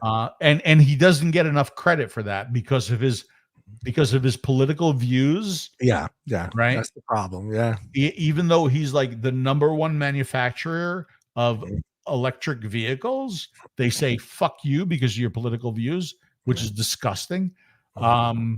So Billy Joel, Elon Musk, and our governor, what is his name? Santos. DeSantis. Yeah. Yeah. Santos. I would love to meet him and shake his hand. Hell You know, get in touch with Nick. He'll make that happen for you. Yeah, I know, right? And I've told Nick that. I've told Nick that a few times. You know, it's very, very interesting in Florida because we pay federal tax, but Right. not state tax. Not state tax. Yeah. We don't pay that, right? And I would rather pay state tax and not federal tax, Yeah. right? Because I think federally, my government does nothing for me. Yeah, Right? that's true. But I think state-wise, I think my government does a lot for me Yeah. to protect my freedoms and my values, et cetera, et cetera, et cetera. Yeah. Right? Especially that state. Yeah, Especially, for sure. For sure. Yeah. You should move here. When are you gonna move here? Maybe, A lot of maybe people, someday. I trying to Mike convince Vapes one. moved here. You should be Yeah. here too. I was actually looking at property in North Carolina. There was like 13 acres. Another nice there, place, yeah. and I can't get any of my kids to come with me. I want to leave. I got 9 grandkids, Bill. Oh So my goodness. Yeah, I got to have at least one of the either my daughter or my son to either move with me. And I told them it's 13 acres. You can build a house all the way on the other side of the property. We'll never see each other. You could build one on that other side. You'll never see each other. You can have 5 acres. Your sister can have 5 acres. Grow whatever the hell you want to grow. Do whatever. And they don't want to move. They love California, and it's where I live. And I don't know where, like for you, but here, like where I live in the Central Valley, I'm 2 hours from everything. So I'm 2 hours from the beach. I'm 2 hours from skiing. I'm 2 hours from the San Francisco. I'm 2 hours from the country. It's the perfect place to live. I got 50 Hey, look, different reservoirs and lakes to go to. So it's tough to want to leave here. I know. I totally get it. And you know what? I've been to California several times, Yeah. and California is beautiful, right? Yeah. And the climate is a lot better than ours because you don't have the humidity that we Right. have, Right. right? Yeah. Of course, we have the hurricanes, you have the Yeah. earthquakes, right? Yeah. The earthquakes. So there's pluses and minuses to everything. Yeah. Yeah. Um, but I think your government It's is maybe horrible. not necessarily as as Yeah. good as ours Yeah. is. Well, a perfect example 5 years ago, or 4.5 years ago, he gets on, he says, we got $7 million from the master settlement agreement from Big Tobacco, $7 billion. And then the next day he comes on TV and he goes, we're $9 billion in debt. Like, how the fuck did that just happen? How do you get on yesterday and say we got $7 Hey, billion? listen, Newsom said he's going to solve the homeless crisis. I'm sure that's going to happen any day now. Any day. Yeah. Any day now. Yeah, you had to feel like an idiot to go on the day before and go, we got $7 billion from Big Tobacco, and then the very next day go, yeah, we're $9 billion in debt. We're like, well, wait a minute, how's that? Who's doing math over there? Oh man, Listen, well, hold on a second. yeah, I'm yeah, trying to read through some of these. yeah. Go ahead. Yeah, no problem. Rifleman, I appreciate that. What he said about he's blessed to have known me. Yeah, Watermelon peach. We'll do one more. We'll do. I promise. We'll do one more. yeah. Rifleman. Yeah, Well, I mean, you were like the reason first why. one. To Rifleman, the reason why watermelon peach existed, I don't know if you know this, but when I first started vaping, right, it was give me whatever tastes the most like a Marlboro Light. That's all I cared about. Yeah, Right. And we all know that creating an e-liquid that tastes a lot like a cigarette is kind of challenging. Yeah. Not so much if you're a menthol vapor, because I've tasted e-liquids that like you vape it and you're like, holy fuck, that's a Newport. yeah, Right. yeah. But like straight up tobacco vape is very, very challenging. So when I first started vaping, and back then it was decaying, that's what I had, right? It was decaying. And I was like tobacco. And then all of a sudden I vaped watermelon. And I was like, holy shit, that's delicious. Right? Why am I vaping tobacco? Like watermelon is delicious. And I was vaping watermelon and I was vaping peach. And that's exactly why I decided to do a watermelon peach, is because that is how I started vaping. Yeah. Right. It was between a watermelon and a peach. Yeah. And that's why I put them together. And I came up with, watermelon peach, the number one best-selling flavor in the unsalted line. All right, Rifle, I'm done, dude. Brother, I'm done. That's it. I can't do it anymore. Yeah. No, yeah. I mean, I found you early, and it was good that I did because I was still kind of mouthed along. I hadn't made that transition into an RDA yet. I didn't make that transition into building coils yet. And it was just, I was getting to see. And at first I was like, well, why do I need to know how good the 510 is? And then I realized I do need to know how good the 510 is soldered on the board because I started buying junk. And I was like, okay, I'm going to go see if Phil's reviewed this. If he hasn't reviewed it yet, I'm not buying it. And then I would go to your channel. I would see it's on there. You would go break it down and you would tell us, So for me, I was like, I'm not buying anything anymore unless it's been reviewed by you and DJ, I can never get it out. DJ Daniel. LSD. Daniel, LSD. Yeah. Daniel. Listen, Daniel can go fuck himself. I know. No, I'm kidding. In this industry, I've run into a lot of people that I love and a lot of people that I don't love so much. Right. Yeah. And the people that I don't love so much, there's not a lot. There's really not a lot. There's not a lot. But Daniel, I hold really, really high up there. Yeah. Because he's a tech reviewer, like I was. Right. Yeah. And he's just a great guy. Yeah. He's just a really, really good guy. He's shown me respect from day one. Yeah. I've met him several times. I've hung out with him. I even to this day, like I talk to him behind the scenes. Yeah. Not necessarily about vaping. The last thing we talked about was the DJI Mini 4 Pro. Oh yeah. Right. That's what we talked about the last time, right? Yeah. And Daniel is just a really, really, really good guy. And it Yeah. was like several years ago, he did a video and he was like cursing and he was like, it was a totally unprofessional video. Yeah. And like I sent him a message and I'm like, dude, I'm like, you're better than this. Like Yeah. you're so much better than Yeah. this. Don't put a And show on. yeah, he took that to heart, right? Yeah. And ever since then, he's like, been like a little bit of a different reviewer. But Daniel is a great guy. Yeah. I can't say enough good things about him. Yeah, I met him in LA at the show for the first time several years ago, and he was very nice. And I walked up to him and said, "Hey, Daniel," and it was he took the time to stop. I was nobody. I was there. He's legit.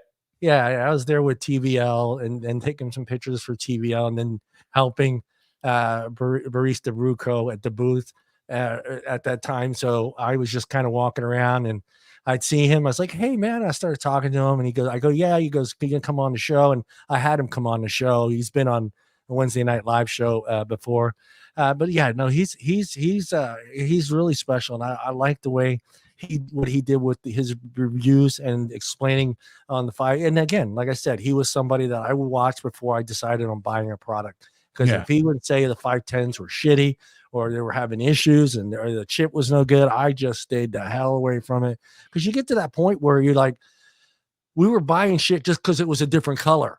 And I was like, I had to learn my lesson. I was like, hey, don't go down that rabbit hole, John. Just because it's blue, black, and green doesn't mean I have to have blue, black, green, and yellow and purple. I don't need all of that. Yeah.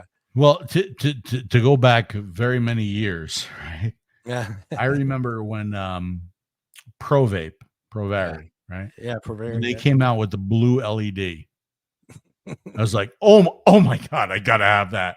I gotta have that right now. Right now, I'm ordering it because it's a blue LED, right? Blue And it depends. See, this is the history of vaping, right? Yeah. Depending on how long you have been involved with vaping, if you have been involved with vaping from the start, there was a time when you had to have a Provari. Yeah. You had to have one. I had one. and I'll never forget when they came out with the blue LED and I saw the blue LED. I'm like, wait a second. You mean it's a LED? And it's not a red LED anymore? Like I got it. I like, please let me order one right now. Yeah. And I did. Right? Yeah. Thank God. I mean, as far as Daniel is concerned, great fucking guy. Yeah. Great guy. guy. He was a great guy. I really appreciate it. And I know he like went through like a whole bunch of shit. Yeah, he has recently. Yeah. Like miserable. He went through more shit than I did. Yeah. Mine was very, very easy. And Mine was clean. Mine was clean. It was clean. And I'm actually still friends. You go over there, I go over here. I know. And I still talk. I still talk with my ex, which is a good thing, right? Ciao. Ciao, that's what I said to mine. You go over there, I go over here. Is Jay Hayes in Florida? Where is he? He's in Florida.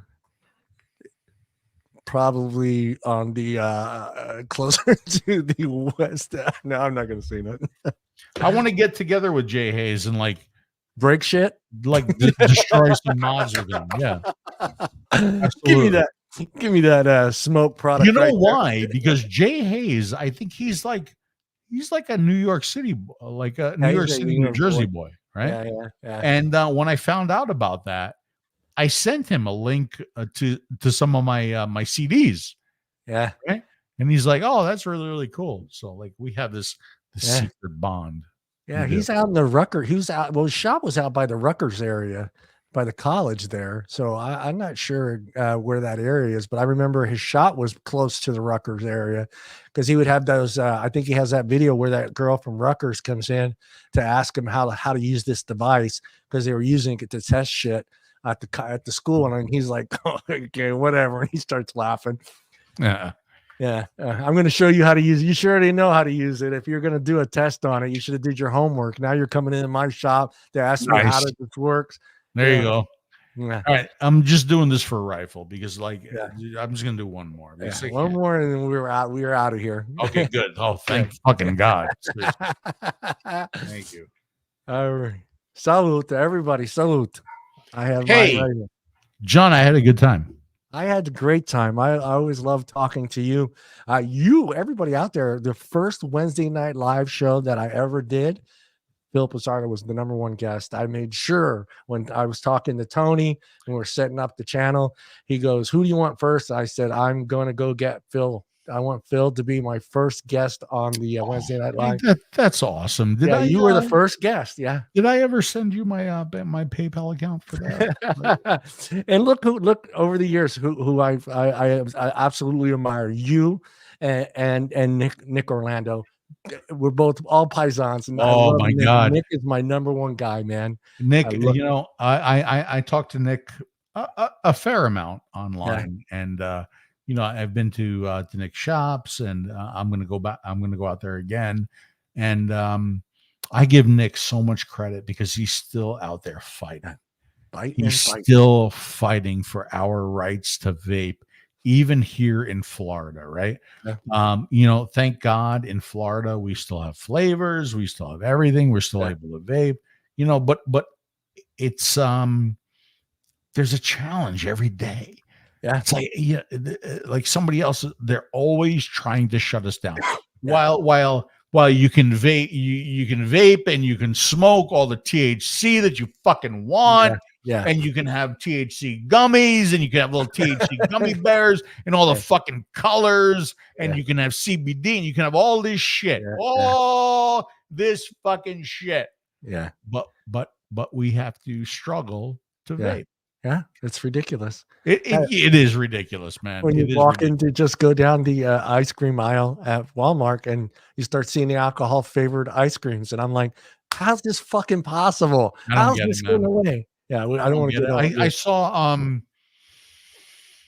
I was at a liquor store and I saw flavored ice pops, alcohol ice. Oh yeah, yeah, yeah, yeah. Man, like seriously, dude, come on. I just took a picture. I was at a bar, and I don't want to get on to, but it's sun-kissed orange juice boxes that were with alcohol in them, and they were in a can, and I'm like, this is fucking ridiculous. It just pisses me off. Thank you again, Phil, for doing this. I really appreciate it. Always fun getting to talk to you, and anytime I get to talk to a paisan, it's the best. I mean, one of these days we'll work together. We'll make a pizza together. We'll go live and make pizzas. That'll be great. That would be fun, wouldn't it? It's a little bit different. Yeah, no I one's don't done know that. if you know this, but my pizzas are almost as good as watermelon peach, the number one best-selling flavor. Almost. Rifle, that's for you, brother. It's for you. There's a good chance. What time is it right now? It is in my time. Yeah. It is. It's about 10 to 6. Yeah, 10 to 6. Yeah, there's a good chance I'm gonna pass out by the pool. Rifle. It's for Yeah. you, brother. All right. Thank you again, everybody in chat. We'll see everybody next Thursday, and I'll let you let you know who it is during the week. Thank you again, Phil. Look in the camera and say goodbye to everybody. My absolute pleasure, John. Thank you so much for having me on. And to everybody out there, thank you for the support over the years. Thank you for looking at Inikin and Platform product. Thank you for potentially buying Watermelon Peach, the number one best-selling flavor in the Unsalted line, and all of the flavors in the Unsalted. Of course, you can get those from Peggy. You can get those from Dash Vapes. And that's it. That's it. The only other thing that I have to say is thank you for watching, and I'll see you again soon. Yeah. Peace out, peoples.